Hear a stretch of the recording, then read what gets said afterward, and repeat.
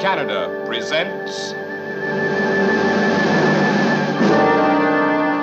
Perspective, a Canadian view of Canada, its people, and the world in which they live.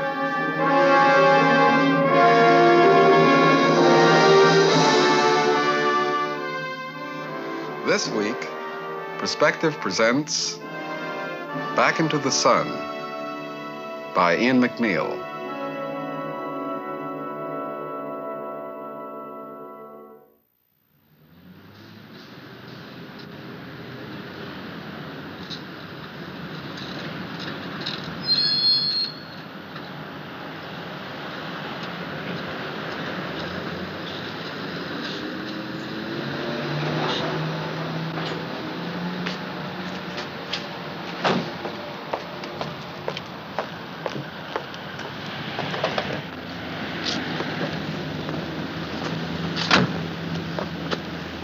What a day. What a beautiful day. Maybe we'll have time to drive home by the lake shore. Oh, that would be wonderful.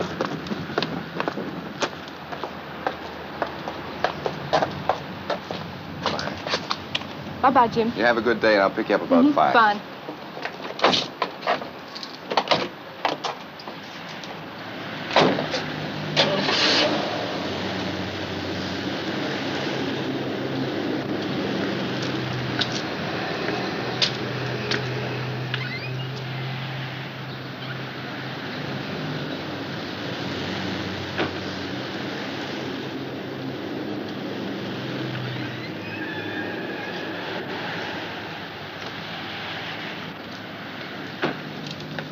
Good morning, Kathy.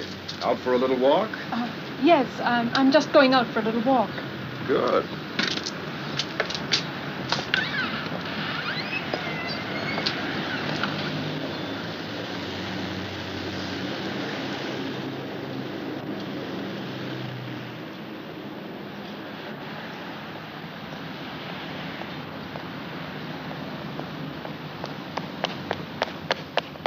Whoa, Kathy, easy now. Where are you off to? Oh, Carl, Look, you flattened down for a minute. You were really coming fast. You almost knocked me for a loop. Carl, I can't... What do you say you come back with me and tell me about it there? I don't want to go back. I don't want Kathy, to. it's just for a minute, just for a little while anyway. Later, maybe, if you still want to go, okay. This afternoon, we could go for a walk. When I came inside, and then it seemed so dark and gloomy. You know what I mean? Sure I do, Kathy. I couldn't help it. I just had to get out. Back into the sun. Now, what's so bad about that? I guess everybody thinks about it, about running away.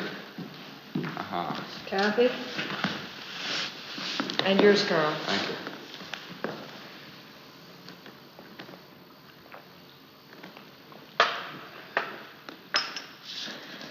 I've been here sick almost 7 weeks. And I thought I was practically better. Practically ready to get out. Kathy, running away doesn't mean a thing. I ran away myself less than a week ago. I got further than you did. Good morning, Dr. Saunders. Carl, morning again, Kathy. Dr. Saunders. Dr. Saunders, when you saw me, Yes? I was running away. Were you? Well, you're back now, so I wouldn't worry about it. You can tell me about it this afternoon. We have an appointment, haven't we? All right, Doctor. Fine.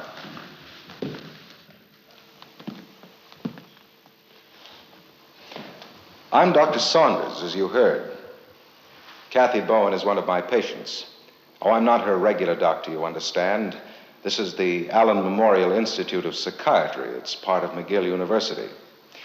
Some people call the Allan a rest home, and in a way, I suppose it is. Others, shall we say the uninformed, call it, well, many things. Actually, the Allan is a rather special kind of hospital. Special in the sense that we're just as interested in research into the cause and treatment of mental illness as we are in the actual treatment itself. That's why some of the things we do may not fit in with your idea of a mental hospital. Things like our open door policy, our day hospital, group therapy, sociodrama, and so on. But perhaps the best way to explain it is to tell you about Kathy Bowen herself, what we're trying to do for her here, or what's more important, what she's trying to do for herself. It was about 7 weeks ago that Kathy first came to see us. I don't know, Doctor. I just can't seem to get through anything anymore. Things pile up. You know, just the dishes and the meals and the kids' clothes. There never seems to be any end. And I'm so tired all the time. I didn't think it was anything, well, of this sort. I thought she was, well, too tired all the time. I said she should get the doctor to give her a tonic or vitamins or something, but he told us to come here. Mrs. Bowen, how long did you say you felt this way? About a year? I really don't know. I can't seem to remember. I think it was about a year ago. Just a little while after your mother came to stay. Oh. Is your mother still staying with you, Mrs. Bowen? Yes. She's still staying with us. I see. Well, that's all the material we need for now. Mrs. Bowen, I'm going to recommend that you be admitted here as a patient in our day hospital. Day hospital? Yes, we have a regular hospital where patients live in, but we also have a day hospital, which is, well, it's like the difference between a boarding school and a day school. Patients come in each morning, they stay during the day, and they leave in the afternoon. It's better, I think, for Mrs. Bowen, particularly because of the children. But will Kathy have as good, I mean, is it... Do you mean that, will she get as good care in the day hospital? Oh, yes. It's simply that we believe that patients should continue to lead daily lives as normally as possible. We think it often speeds up recovery. And besides, it's considerably less expensive for you. I think it's the best thing to do. Fine. That's providing Mrs. Bowen agrees. All our admissions here are voluntary, you understand. You'll notice there were no padlocks, no bars on the windows. This is what we call an open-door hospital. But what happens? I mean, what will you do to me? Well, first we'll try to find out what's wrong. That may take a little while. We'll give you a complete medical examination to see there's nothing physically wrong. And then all of our patients take a series of tests at our psychology department. Just as blood counts, urinalyses, and other tests help track down physical illnesses, so these tests help track down the nature of mental illness. Like Kathy, this patient shows signs of being confused and disturbed. An electroencephalograph reading is standard, of course. By recording the brain's electrical impulses, it gives us an idea of how various parts of the brain are working and whether or not they are actually damaged, although mental illness is rarely caused by brain damage. Patients spend most of their time in the big day lounge. They may leave for treatment, perhaps electric or insulin shock, or they may get tranquilizing drugs. But another important part of the treatment is just being with other patients. In this way, they learn that other people have the same troubles. We find that really disturbed people get a lot of help from those who are improved. And in turn, the responsibility helps the improved ones. And of course, I'm not really a patient here. I mean, not like the others. I'm really just here for a checkup. How long have you been here? What is it, Kathy? Yes, Kathy. I've been here about a week. Yes, a week tomorrow. So I'll soon be home for good. I wouldn't count on it too much. Lots of us have been in here 2 or 3 months. But I'm just here for observation, of course. Look, Kathy, it's just a sickness, like TB. By rights, half the world ought to be in here. We're lucky we're being helped. You know, 4 weeks ago, I wanted to die. Almost managed it, too. Why? But why? I'll tell you about it some other time. Right now, it's 3:45.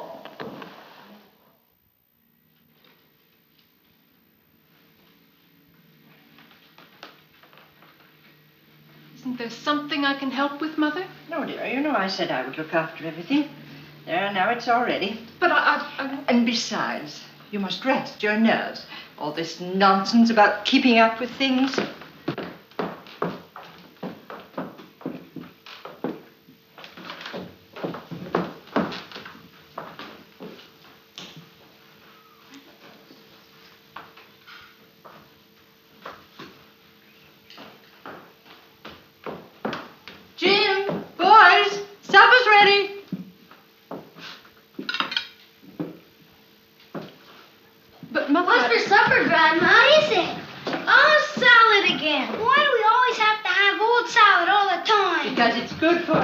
In my day, we didn't get enough salad.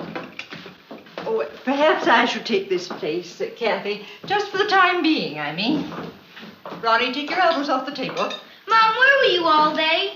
I was downtown with your father. Gosh, Mom, you're away all the time Now, now. Ronnie, stop asking silly questions. I'm afraid I'm going to have to be away for a little while every day, boys. You see, I'm going to a sort of hospital. Gee, Mom, are you going to have a baby? Well, that's nothing to laugh about. Hospital, indeed. Kathy, you'd better say nothing more about it. Now, Mother, it's a perfectly natural question. The hospital's nothing to be ashamed of. Well, I think it's something to be ashamed of, and I know who should be ashamed. I hope we'll find out who should be ashamed. In the meantime, we'll tell the boys exactly what we feel we should tell them. We agreed to that, didn't we, Kathy? Yes, but... Kathy, you don't know what you're saying. Leave her alone. Just leave her alone! You can't speak to my mother like that. You can't. She's right.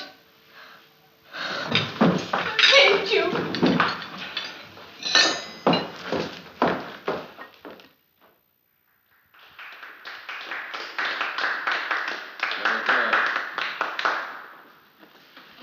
You remember I mentioned something called sociodrama.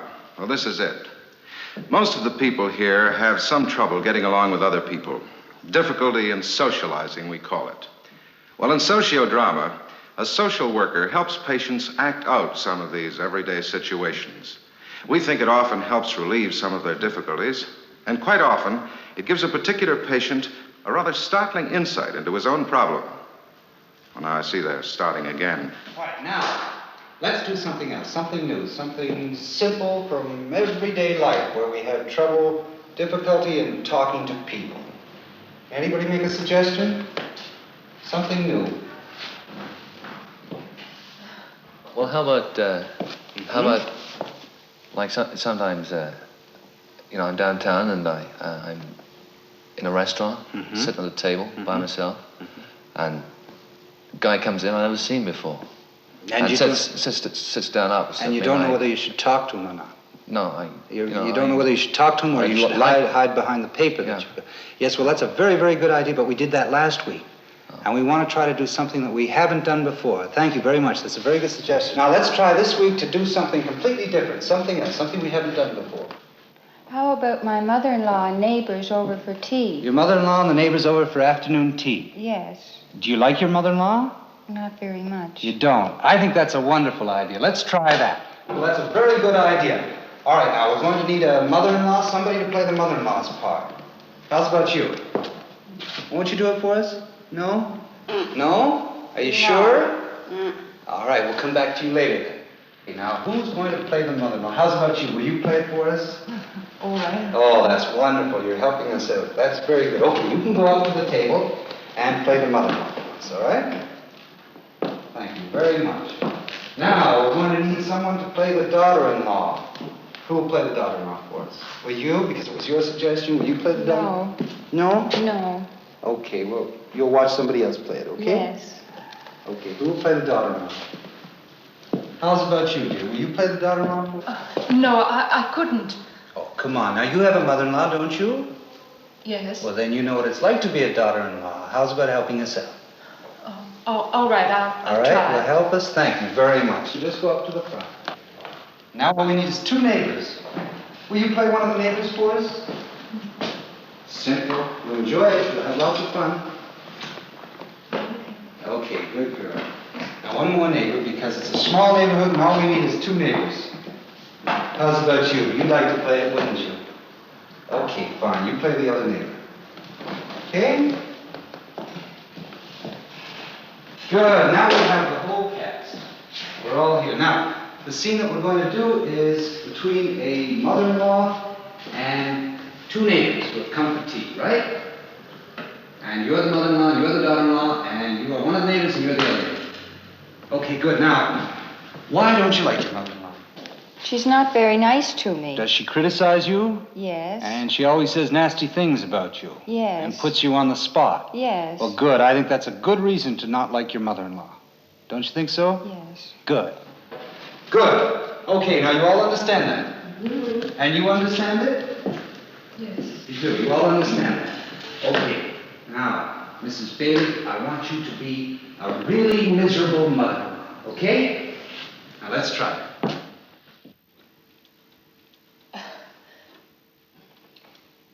Will you have some more tea, Mother? Yes, dear, I believe I will.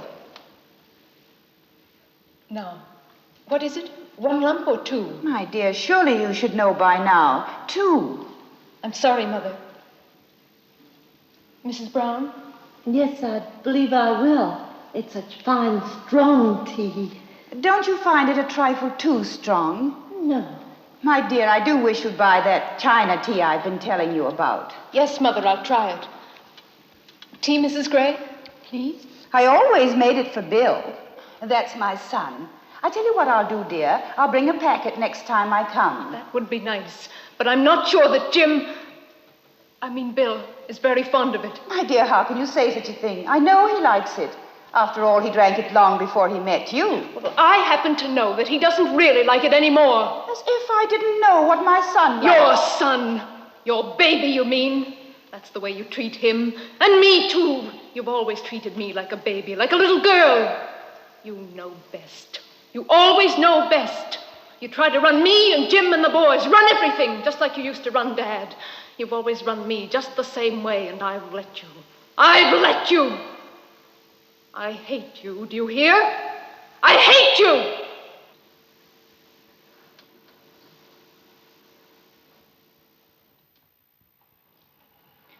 You saw me, Dr. Saunders.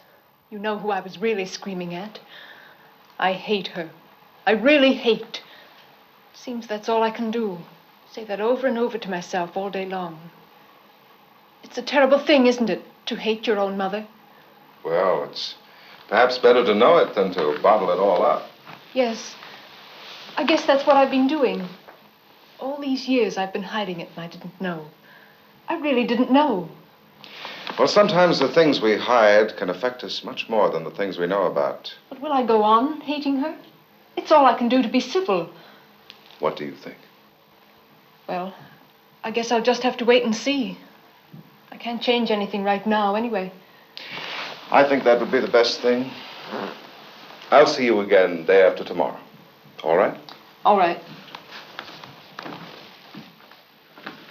Day after tomorrow, you said? Right, Kathy. Thank you. Goodbye. Well, Kathy's very lucky. She's beginning to know what's wrong with her. She's probably reached the turning point in her illness. I don't want you to think that it usually happens this suddenly or that sociodrama was the only thing that helped. All the experiences of the past 3 weeks contributed.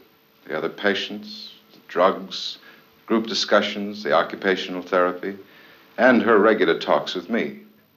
Kathy has been dominated all her life by her mother, and so she's very hostile to her. But with her background, Kathy could never admit, even to herself, that she hated her mother. And so this hostility, never admitted, but always present, slowly wore away at her normal emotions. Sometimes, instead, her hostility was directed at other people, her husband, friends, even strangers. And sometimes it so clogged her normal emotions that she became confused, depressed. Well, now she recognizes that deep hostility. Oh. But that's all.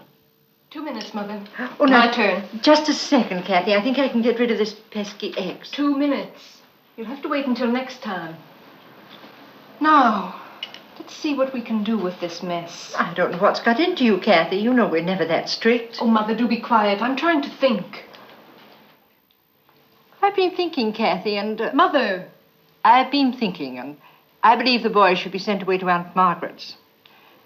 I think the strain is too great for you, Kathy, with your nerves the way they are. What do you think, Jim? What's Kathy say? I think things are fine, just the way they are. I think Kathy's right. She's handling things just fine. But is it fair to the boys? You know, having them around when their mother's like this?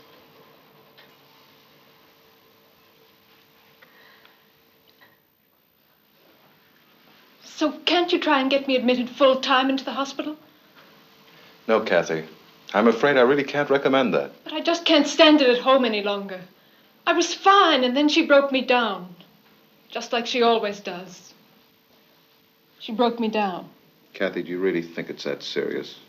After all, you did stand up to it for quite a while, didn't you? Yes. Yes, I did. Well, then. Kathy, if we thought that you needed full-time hospital care, we wouldn't have put you in the day hospital. But I don't seem to be getting anywhere. I'm no better than I was 4 weeks ago. Can you really believe that? Kathy, if you went into full-time hospital now, you'd be running away from your problems. What about my mother? Isn't she the problem? Why don't you put her in the hospital? A good many of our patients suggest that, and some of them are right. But from what you've told me about your mother, she seems to be quite a woman.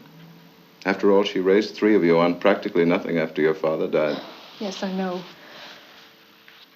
Perhaps she has problems of her own. I never thought of it that way. She always seemed so sure of herself. And so what I want to know is, do you think I'm doing right treating him like this? Oh, just a moment, Mr. Stewart. For those who just came in, I'd like to explain what we are going to do. Now, you all have a relative here in the Allan Institute, and what we are going to do is simply talk about some of the problems of this particular illness, because you all can be of great help in the recovery of your patient. Now, Mr. Stewart tells me that he's trying to treat his patient. Will you tell them, Mr. Stewart? Well, what I'm trying to do is not treat him too soft, as if he needed babying or anything, but not treat him too hard, as if anything was his fault. Is that right, Mrs. Feinberg? Have any of you others any ideas? Well, I'm not sure I agree with that. After all, the patient is sick, and you treat sick people with special care.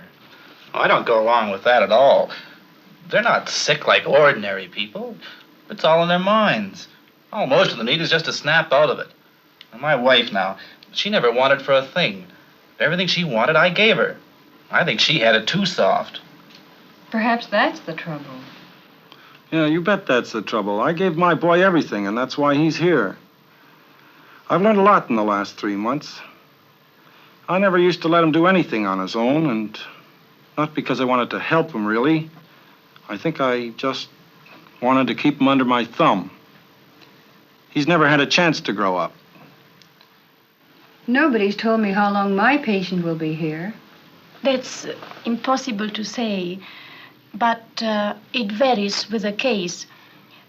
It won't last less than a month, and it won't be longer than 3 months.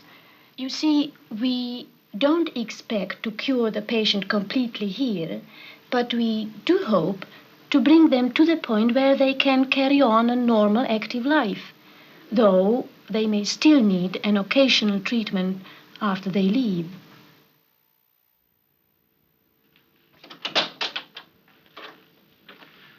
I thought you should see this room. Occupational therapy. It helps patients relax, gives them a sense of accomplishment, and often it helps us follow their progress. You'll see in a moment when I show you some of the things Kathy's done. Oh, Miss McNeil, could I have Mrs. Bowen's paintings, please? Oh, yes, Doctor. Thank you. Some of our patients like to finger paint, and sometimes their paintings tell us a good deal about them. Kathy's one, and some of the paintings she did, beginning the first week she was here, are really quite revealing. I'll show you. Thank you, Miss McNeil. Now, this is Kathy's first painting. Look at the dark colors, the thick, heavy clouds. Now here, a tiny figure. That's Kathy. And over here, the huge, dominant one. And we know who that is. Now let's see the paintings progress. Now we'll notice that the colors here are considerably brighter. This cloud pattern is rather unusual and is quite significant. The mother figure, although still large, is now facing us. The house now has a door. And Kathy is somewhat larger.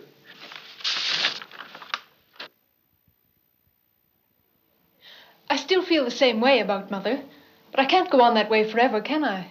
It seems so useless to go on hating someone. Well, hate is a pretty wasteful thing. And it's also quite wearing. But what should I do? Well, what do you think, Kathy? I know. It's just like everything else. I've got to find my own way. You're right. You're learning quite fast. I'm on to you. All you do is make me think for myself. Well, you're almost right there. Well, I know what I'm going to do. I'm not going to do anything about Mother. Yet. Oh, I forgot. About trying to run away this morning. You don't seem to be very worried about it. I'm not anymore. What did you think about this morning? When I came inside, it seemed as if I were leaving all that brightness and busyness and coming into a dark sort of nothing. That's funny. I used to be glad to come to the hospital every morning. It seemed to be a refuge. A refuge? Yes. You mean I don't need a refuge anymore? Is that what you're getting at? It might be. Sometimes running away isn't running away at all. You think about it. Oh, I've got to go. It's time to meet Jim. We're driving home by the lake shore. Fine. Goodbye, Kathy. Goodbye, Doctor.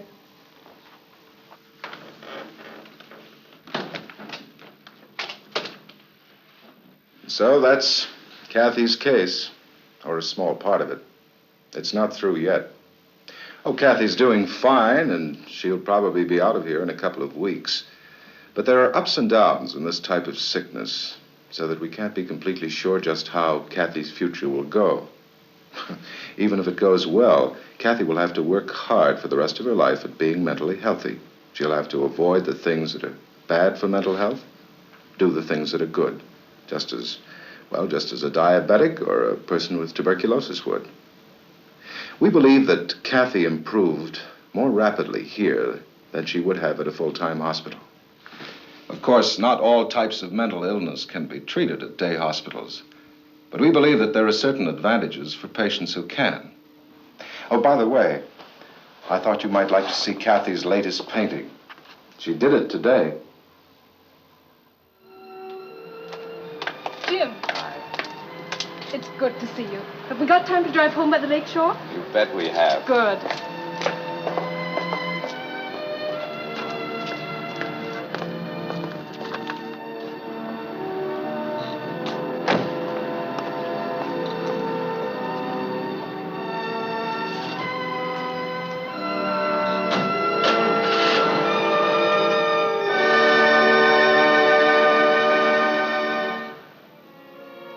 This week's Perspective was directed by Fergus McDonell. Written by Ian McNeil. Photography, John GUNN. Sound recording, Claude Pelletier. Editor, Dennis Sawyer. Production assistant, Blanche Markle. Location manager, YUKI YOSHIDA. Sound editor, Brian Keene. Special sound, Joan Edwards. Perspective is a National Film Board of Canada production, produced by Julian Biggs.